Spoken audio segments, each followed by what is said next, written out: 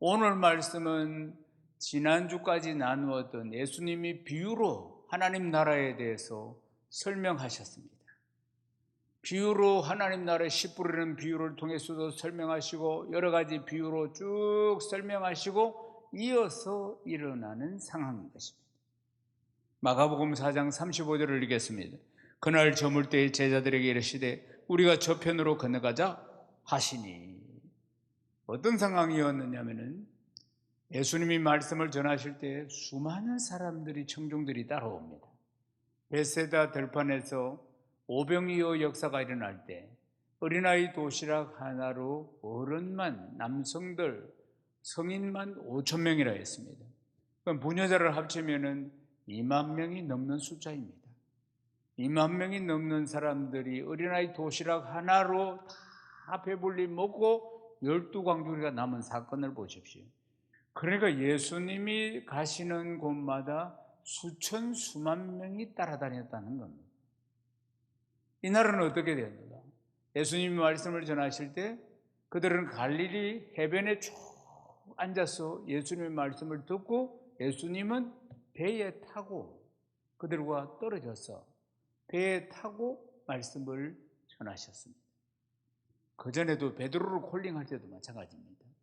베드로가 첫 번째, 베드로 동생이 안드레인데 안드레를 통해서 주께서 베드로를 콜링하셨는데 베드로는 상황이 좋지 않았습니다. 인간적인 생각이에요. 장모도 아프고 경제도 책임져야 되고 여러 가지로, 그래서 순종을 못합니다. 그러니까 베드로는 초대교회에 정말 중요한 인물이기 때문에 주님이 또 찾아가십니다. 그리고는 베드로의 배를 타고 배에 앉아서 그들에게 말씀을 전하는 겁니다. 청중들에게. 베드로의 배. 그때 베드로는 뭐하고 있었느냐? 밤새도록 고기를 잡고 허탕을 쳤습니다. 한 마리도 잡지 못했어요. 베드로는 대대로 오봅니다. 그런데 그날은 허탕친 날이었습니다. 빈 배였습니다. 그래서 그물을 아침 햇살을 맞으면서 정리하고 있을 때 예수님이 무리들과 함께 쭉 오신 것입니다. 그리고 예수님이 베드로 배를 타신 것입니다. 베드로도 기꺼이 예수님 타시라고 해서 어차피 가에 대고 그물을 정리하고 있었습니다. 그러니까 예수님이 그 배를 타시고 청중들에게, 수천 명의 청중들에게 지금 말씀을 전하시는 것입니다. 그래서 예수님이 그렇게 말씀을 전하신 거예요. 그렇게 예수님께서 하루 종일 말씀을 전하시고 이제 해가 저물어 갑니다. 해가 저물어 가는데 이제 지친 몸으로 또 이 갈릴리 바다 건너편 지역에 가서 또 말씀을 전하는 사역을 진행하셔야 하니까 제자들 보고 지금 해가 지는 이 시간에도 건너가자, 그렇게 말씀하신 거예요. 그래서 제자들이 순종하고 이제 배를 이제 반대쪽으로, 갈릴리 바다 반대쪽을 향해 가고 있습니다. 마가복음 4장 35절을 읽겠습니다. 그날 저물 때 제자들에게 이르시되 우리가 저편으로 건너가자 하시니, 해가 저무는데 쉬자 내일 가자 하시는 게 아니고 지금 가자. 주님이 사역이 바쁘시니까 그렇게 재촉하는 모습을 볼 수 있습니다. 사랑하는 여러분, 그리고는 예수님은 뱃머리에, 배가 이렇게 앞에 있으면 배 쪽 머리에 팔베개를 하고 바로 잠이 드십니다. 바로 잠이 드세요. 지금 잠들면 안 됩니다. 바로 잠이 드셔가지고 그리고는 이제 가는 거예요. 그게 얼마나 예수님이 피곤하셨겠어요? 바로 주무셨다. 예수님은 슈퍼맨이 아닙니다. 찔러도 피가 안 나고 뭐 잠을 안 자도 괜찮고 이런 몸이 아니고 우리하고 똑같은 몸이에요. 그러니까 그 피를 다 흘리시고 이렇게 피곤하시니까 뱃머리에서 팔베개 하고 주무시고 그랬다는 겁니다. 그래서 이제 처음에는 항해가 아주 평안하게 잘 되었어요. 그런데 좀 중간쯤 가다가 갑자기 강풍, 미친 바람이 불기 시작했습니다. 갑자기 바람이 얼마나 강하게 불었는지 파도가 뒤집어지면서 이 파도물이 전부 다 배 안으로 치고 들어오는 것입니다. 그들이 처음에는 그걸 예상을 못했습니다. 예수님의 제자들 대다수가 이 바다 출신입니다. 이 호수 출신이에요. 그런데 바다라고 성경에도 표현을 하고 있는데 파도 커서 그렇습니다. 실제로는 호수입니다. 사랑하는 여러분, 이 갈릴리 호수는 해수면보다 200m 아래가 됩니다. 꺼져 있다 이 말입니다. 해수면보다 해수면보다 200m가 꺼져 있는데, 그러니까 평상시에는 얼마나 잠잠한지 모릅니다. 평상시에는 아주 고요합니다. 바람이 불지 않으니까. 그런데 한 번씩 헬몬산에서부터 바람이 불어서 이 산에 이렇게 골짜기가 있는데 이리를 타게 되면은 이 낮은 곳으로 바람이 쑥 들어온다는 겁니다. 이게 200m나 낮기 때문에 바람이 방향을 이쪽으로 틀어버리면은 산 계곡을 타고 이 갈릴리 호수로 떨어진다는 겁니다. 그때 이게 강풍으로 변한다는 겁니다. 감당할 수 없는 바람이 불게 돼요. 태풍처럼 분다는 것입니다. 그런데 이걸 예측을 할 수가 없는 거예요. 보면 우리는 살다 보면은 날이 흐리고 이러면 내일 비가 오겠네 이래 예측할 수 있겠죠. 말하자면 내일은 날씨가 좋겠네, 아니면 무척 덥겠네, 하늘을 보고 우리가 예측할 수 있는데 하늘 볼 것도 없습니다. 스마트폰만 보면 되니까. 그런 시대를 우리가 살고 있습니다. 이전에 그거 없을 때도 자연을 통해서 우리의 경험을 통해서 내일 날씨를 어느 정도는 예측해 볼 수 있었습니다. 예수님의 제자들의 대다수는 어부입니다. 그들이 이미 예측하고 있었어요. 그들이 그곳에 살고 있었기 때문에. 그래서 별일 없을 것이라고 생각했는데 갑자기 이런 일이 일어난 거죠. 만약에 그런 바람이 불어올 것이라고 예측했다면 항해를 안 했겠죠. 예수님 내일 가십시다 이렇게 이야기했겠죠. 말하자면. 그런데 그 이상기류를 통해 가지고 파도가 치고 바다가 뒤집어진 것입니다. 그 정도로, 그래서 광풍, 미친 바람이라 이렇게 이름을 부릅니다. 마가복음 4장 36절을 읽어보십시오. 큰 강풍이 일어나며 물결이 배에 부딪혀 들어와 배에 가득하게 되었더라. 제자들이 대다수가 어부 출신이라고 했죠. 대표적인 인물 베드로, 안드레, 야고보, 요한, 대다수가 어부 출신인데 그들이 강풍을 예상하지 못했지만 강풍이 불어도 그들이 살면서 경험을 많이 했기 때문에, 그래서 이것을 배를 조종하면서 들어오는 물을 퍼내면서 갈 수 있을 것이라고 생각을 했을 것이라 그 말입니다. 실제로 그들이 평생 살면서 어부로 살면서 강풍을 만난 적이 따로 있으니까 한편으로는. 그런데 예상을 빗나갑니다. 예상을 빗나가면서 그들의 능력으로는 이것을 감당할 수가 없는 거예요. 배가 잠기는 거예요. 다 침몰해서 다 죽겠거든요. 그런데 그 시간에도 예수님이 얼마나 피곤하셨던지 800일을 하고 주무시고 계셨다는 것입니다. 사랑하는 여러분, 예수님이 그 배에 타고 계십니다. 그런데 그 전까지 어떤 일이 있었습니까? 예수님 곁에서 하나님 나라에 대한 이 비유로 설명하시는 말씀을 통해서 큰 은혜를 바로 곁에서 받은 자들이 제자들입니다. 큰 은혜를 받았고 큰 감동을 받았고 믿음이 충만합니다. 강풍을 만나기 전까지 제자들은 믿음이 충만하고 은혜가 충만했는데, 그런데 강풍이 불어서 배가 물에 잠기니까 두려움이 찾아오게 되고, 그리고는 믿음이 사라지는 겁니다. 이 강풍 때문에, 이 환경 때문에, 이 사건 때문에 말하자면 다 죽게 되었다. 그래서 그들이 주님이 그 배에 타고 계시는데도 불구하고 주님을 흔들어서 깨웁니다. 마가복음 4장 38절을 읽어보겠습니다. 예수께서 고물에서 베개를 베고 주무시더니 제자들이 깨우며 이르되 선생님이 우리가 죽게 된 것을 돌보지 아니하시나이까 하니. 제자들이 처음에는 믿음으로 출발을 했는데 강풍이 불고 사태가 어려워지고 자기들이 목숨이 왔다 갔다 하니까 그걸 보고 겁에 질려가지고 두려움 속에서 주님을 흔들어서 깨우고 있다는 사실입니다. 사랑하는 여러분, 이 강풍이 무엇을 앗아갔습니까? 믿음을 앗아간 것입니다. 그래서 예수님을 흔들어서 깨웁니다. 우리가 다 죽게 됐는데 돌보지 않습니까? 이렇게 했다 그 말입니다. 이 좀 그래도 이 성경은 지금 고상하게 표현을 하고 있지만 원어를 보면은 모든 사람들이 죽지 않으려고 이래 발버둥 치고 있는데 그런데 잠이나 자고 있습니까? 이 뜻입니다. 원어를 보면은 이렇게 쓸 수는 없으니까 독자를 생각해서 약간 부드럽게 해놓은 것입니다.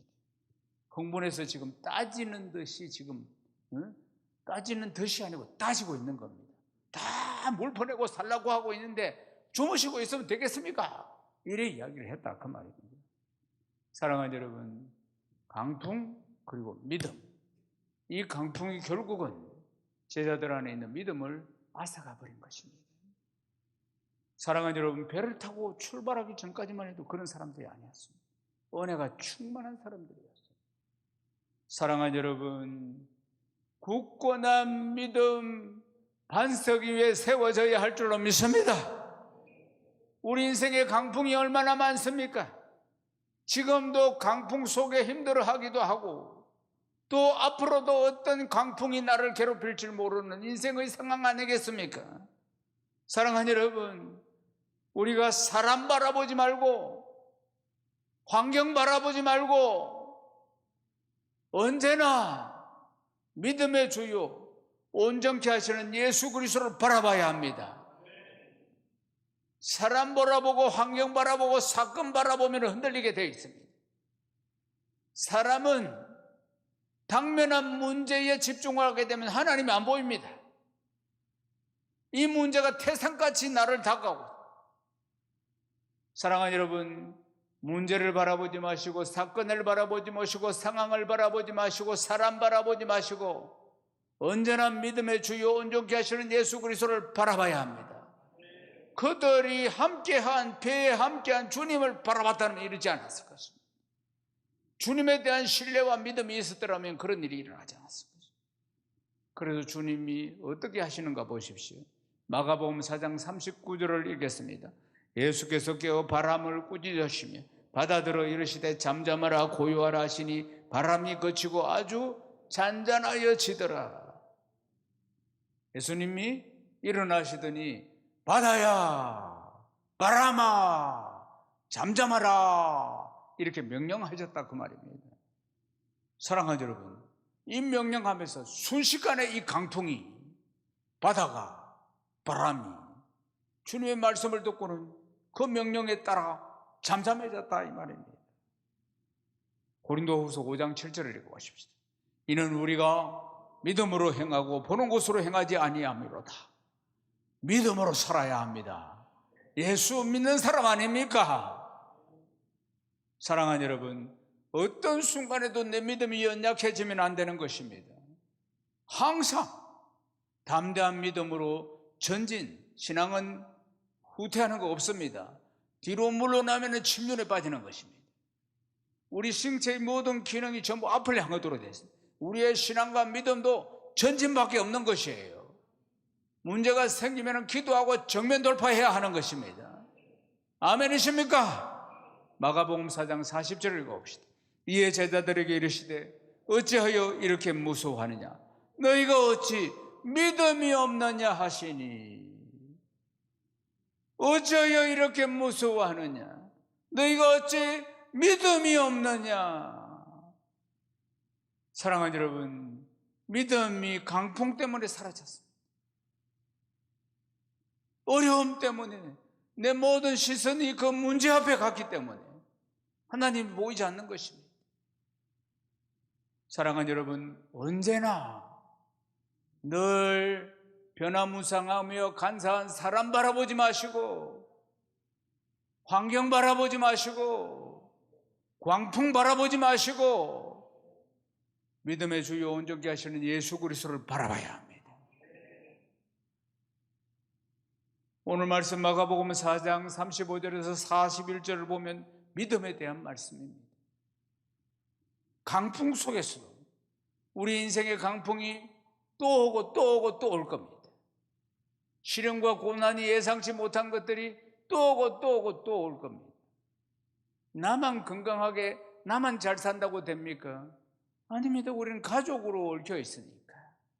가족의 고통은 나의 고통입니다. 사랑하는 여러분, 그럴 때마다 언제나 내 초점이 어디에 있어야 하는가? 나의 믿음은 어디에 있는가? 오늘 말씀에 보면 특별한 은혜가 있습니다. 주님께서 신적인 권위를 이렇게 드러내시다는 겁니다. 이교도들은 바다에 절합니다. 바람에 절합니다. 하늘에 절합니다. 태양에 절합니다. 달에 절합니다. 그들은 제사로 섬기지. 바다에 가서 강풍 안 불기를 섬기고 바람 안 불기를 섬기고, 저는 부산 사람인데 부산의 바다가 다 바다로 덮여 있으니까 고기를 잡으러 나갈 때마다 제사 지냅니다. 고사를 지내는 거예요. 영도에 가면 배가 참 많은데 이 선주가, 우리가 고등학교 때만 해도 선주가 배를 한 10대를 가지고 있는데, 이제 철이 되면 배가 싹 고기 잡으러 다 나갈 때, 제 고등학교 때 고사를 얼마짜리를 지냈느냐면 2천만 원. 그때 큰 돈입니다. 고사를 이제 만선이 되기를 기대하면서 이런 일 일어나지 않도록 지켜달라고 미신 구슬하고, 그리고 고사를 지내고, 그리고 배 10대가 출발하는 겁니다. 어떻게 알았느냐? 영도에 사는 제 친구가 있어요. 선장아들. 그리고 고사를 지내다 한 2천만 원 정도 된다. 심할 때는 한 3천만 원씩도, 배가 제대로 고기를 못 잡고 이러면 액땜한다고. 3천만 원씩.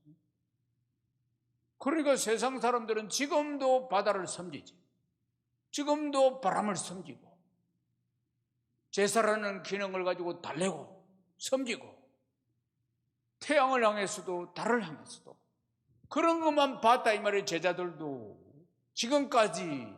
그런데 예수님이 바람아 잠잠하라, 바다야 잠잠하라 명령하시니까 그 한마디에 모두 다 잠잠해지는 모습을 보고 얼마나 충격을 받는지 모릅니다. 제자들이 이 부분에 대해서 얼마나 이렇게 이야기해요. 마가복음 4장 41절을 읽어봅시다. 그들이 심히 두려워하여 서로 말하되 그가 누구이기에 바람과 바다도 순종하는가 하였더라. 제자들이 한 말입니다. 이게 너무 심히 두려워하여 서로가 그가 누구이, 아직도 예수님이 누구신지 잘 몰랐다 이 말이에요.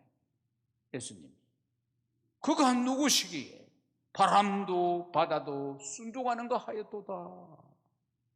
너무나 놀라서 충격을 받은 거예요. 이분이 누구이길래, 자기들이 따라 나선 제자들이지만 아직도 모르는 거예요. 누구이기에 온 세상 사람들이 다 바람을 섬기고 바다를 섬기고 그런 판인데, 누가 이 바람과 바다를 명령해서 잠잠케 하는 이분이 누구인가? 충격적인, 한 번도 본 적이 없는 엄청난 능력을 소유한 분. 사랑하는 여러분, 그런데 이 기적과 표적을 제자들에게만 보여줬다는 겁니다. 조금 전까지 군중들이 많이 있었잖아요. 수천 수만 명이 따라다닙니다. 그들 앞에서는 보여주지 않았다 이 말입니다. 제자들하고 있을 때 이 엄청난 일을 보여주신 것이에요. 사랑하는 여러분, 왜 그렇게 하셨을까요? 그것은 주님이 선택하시는 것입니다. 사랑하는 여러분, 오늘 예배 아무나 올 수 있는 거 아닙니다. 선택하셨기 때문에 오신 거예요. 더 크게 아멘 하셔야 됩니다. 못 오는 사람도 많잖아요. 이런 이유 저런 이유 되면서 건강일 수도 있고, 또 여러 가지 이유가 될 수도 있고, 환경의 문제도 있을 수 있고. 사랑하는 여러분, 택하여 부르시는 것입니다. 어제는 회복 캠프가 있었습니다. 일산에 한 60여 명이 참석했는데 얼마나 큰 역사가 일어났는지 모릅니다. 얼마나 큰 은혜가 있었는지 모릅니다. 다 부르셨습니까? 아닙니다. 그분들만 부르셨습니다.